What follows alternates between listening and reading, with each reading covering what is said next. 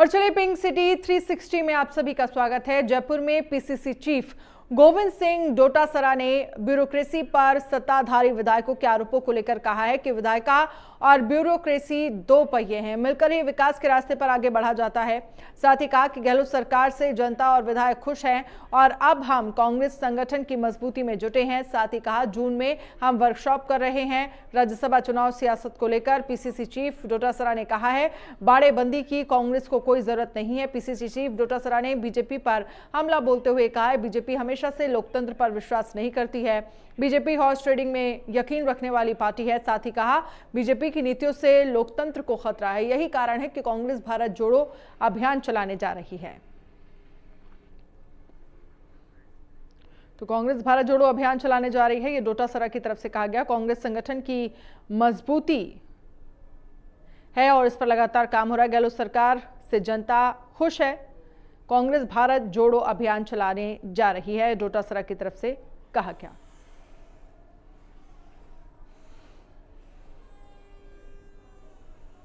तो कांग्रेस भारत जोड़ो अभियान चलाने जा रही है, कांग्रेस संगठन की मजबूती में जुटे हैं।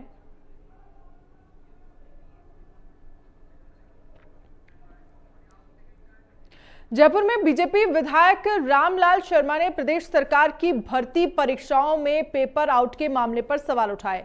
उन्होंने कहा है कि जिस तरीके से आए दिन पेपर आउट हो रहे हैं, प्रदेश का छात्र खुद को ठगा हुआ महसूस कर रहा है। इसके साथ ही शर्मा ने कहा कि सरकार परीक्षार्थियों के साथ छल कपट कर रही है। राजस्थान में जब से कांग्रेस की सरकार आई है, तब से राजस्थान के युवा अपने आप को ठगा सा महसूस कर रहे हैं। राजस्थान की सरकार पहले तो भर्तियां निकालती नहीं, भर्तियां निकालती है तो उनकी पेपर आउट होने का काम होता है और पेपर आउट होने के बाद में अगर सिलेक्शन हो गया तो उनको नियुक्ति देने में भी कई महीने बीत जाने के बाद भी पदस्थापन नहीं दे पाई। और इसी तरीके से पहले सरकार ने कहा था कि हमारी सरकार बन गई तो हम 3,000 रुपए युवकों को और 3,500 रुपए युवतियों को बेरोजगारी भत्ता देने का काम करेंगे। एक तरह से सरकार की मंशा है कि धीरे धीरे करके उस बेरोजगारी भत्ता योजना जो है बनी है उसको भी। जयपुर में देवनारायण बोर्ड चेयरमैन जोगेंद्र सिंह अवाना ने प्रेस कॉन्फ्रेंस की। इसमें मीडिया के सामने बतौर चेयरमैन का रिपोर्ट कार्ड रखा। उन्होंने कहा कि कार्यभार ग्रहण करने के बाद 10 जिलों का दौरा कर चुका हूं। इसके साथ ही एमबीसी वर्ग में शामिल 5 राज्यों के विकास के लिए काम कर रहा हूं। वहीं अवाना ने कहा कि जयपुर, कोटा, सीकर में जल्द आवासीय स्कूल खोलेंगे। साथ ही जोधपुर में हॉस्टल के लिए जमीन उपलब्ध करवाने का प्रस्ताव भेजा और जैतारण में डेयरी प्लांट खोलने का भी प्रस्ताव है। जब से मैं देवनारायण बोर्ड का चेयरमैन बना हूँ उसके बाद मैंने लगभग 1 दर्जन जिलों का दौरा किया है और जिलों में भी तहसील स्तर पे भी मैं गया हूँ। उनमें चाहे अजमेर ज़िला हो, चाहे जोधपुर ज़िला हो, चाहे पाली ज़िला हो, राजसमंद ज़िला हो, चाहे सीकर हो, सिरोही हो, जालौर हो, चाहे सवाई माधोपुर हो, जयपुर हो, बाड़मेर हो, और इनकी भी तहसील स्तर पे भी मैंने लोगों के साथ में बैठ के बातचीत की है, बड़ी मीटिंगें की हैं।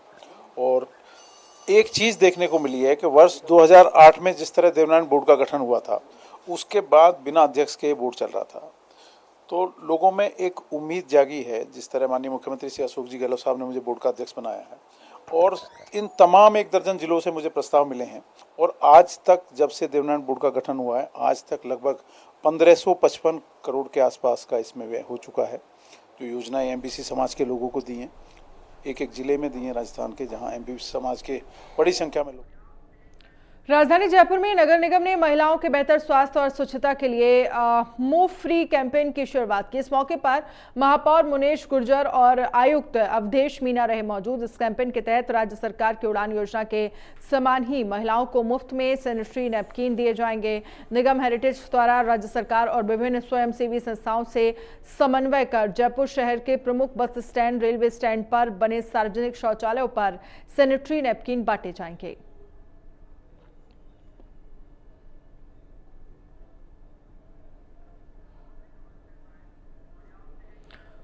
और खबर जयपुर के नरेना से है, जहां फुलेरा रेलवे स्टेशन की पुरानी पुलिया को रेल प्रशासन द्वारा डिसमेंटल किया जा रहा है। स्थानीय व्यापारियों ने इसका विरोध करते हुए अब पुरानी पुलिया की जगह नई पुलिया बनाने की मांग कर रहे हैं। हालांकि रेल प्रशासन ने एक नई पुलिया बनाकर सुचारू भी कर दिया है, लेकिन व्यापारियों की मांग है कि पुरानी पुलिया की जगह नई पुलिया वापस बनाई जाए।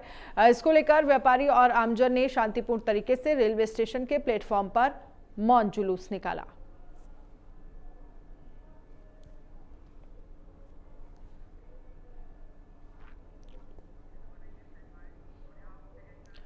जयपुर में नगर निगम ग्रेटर की साधारण सभा की बैठक में हंगामा हो गया। बैठक में बीजेपी और कांग्रेस के पार्षद आपस में उलझ गए।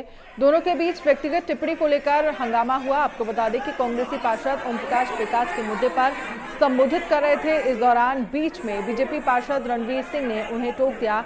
इसी को लेकर हंगामा हो गया। जानकारी के मुताबिक पार्षद ओम प्रकाश ने बीच में नहीं बोलने की नसीहत दी थी। हंगामे के दौरान पार्षदों ने वेल में उतरकर महापौर को शिकायत भी की।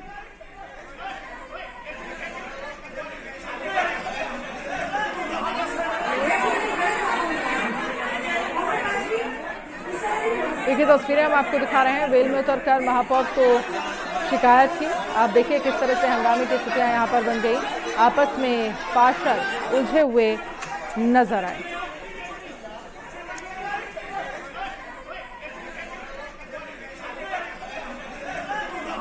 वेल में उतरकर महापौर ने शिकायत की, लेकिन कैसे यहां पर छीना झपटी की स्थितियां बन गई। साधारण सभा की बैठक में कैसे हंगामा हो गया, ये आप तस्वीरों के जरिए समझ सकते हैं। आपस में उलझते हुए नजर आए। उलझते क्या, हाथापाई तक हो गई। यहाँ पर साधारण सभा की बैठक में हंगामा हुआ।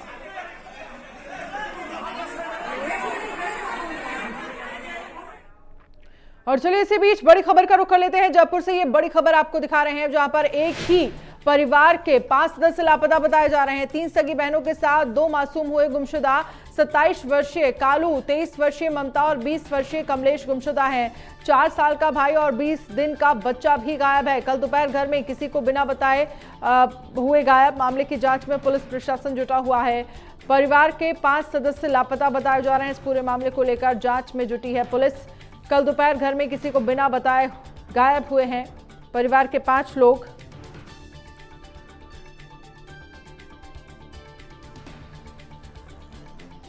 तो 3 सगी बहनों के साथ 2 मासूम गुमशुदा।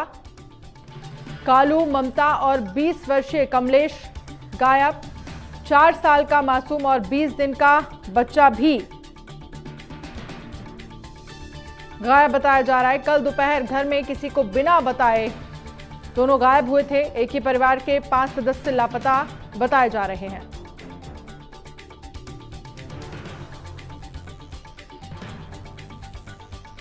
तो कालू, ममता और 20 वर्षीय कमलेश गायब हैं। 4 साल का मासूम और 20 दिन का बच्चा भी गायब बताया जा रहा है। कल दोपहर घर में किसी को बिना बताए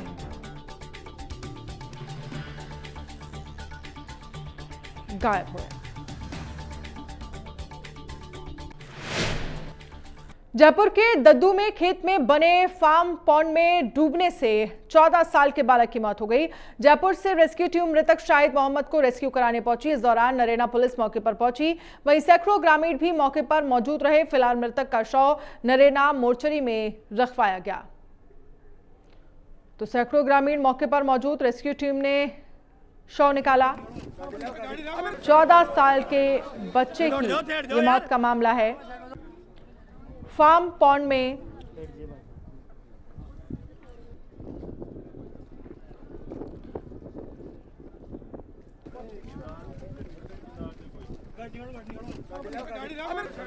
तो सैकड़ों ग्रामीण मौके पर यहां पर मौजूद रहे। रेस्क्यू टीम ने यहां पर शव निकाला। ये बड़ी खबर आपको दिखा रहे हैं। 14 साल के बच्चे की मौत का मामला सामने आया है।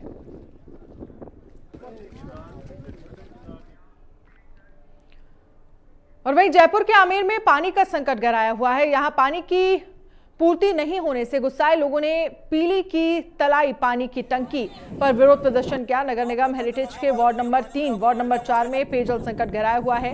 इससे लोगों को परेशानियां उठानी पड़ रही हैं। लोगों का आरोप है कि समय पर पानी नहीं आता है और पानी के टैंकरों से भी सप्लाई नहीं हो रही। आपको बता दें कि पीली की तलाई और जाजोलाई की तलाई में लंबे समय से पानी की समस्या बनी हुई है। लोग प्रशासन के चक्कर काट रहे हैं, लेकिन फिर भी कोई समाधान नहीं हो पा रहा है।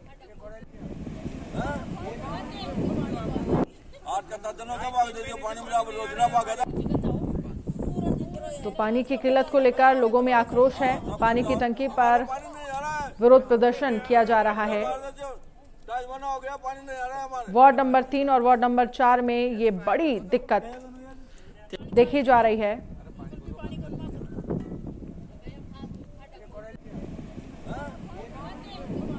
हो गया पानी आया और रोज रैली भागते हैं, कभी तो बनने से जाते हैं, कभी मार्शल पास आप जाते हैं, कभी अमर जाते हैं, पानी आता ही नहीं हमारे, अब कोई खोलता नहीं पानी, यहाँ पानी पहुँचता नहीं हमारे शहरों से चौराहा से, पानी कमजोर लैंड में हमारे।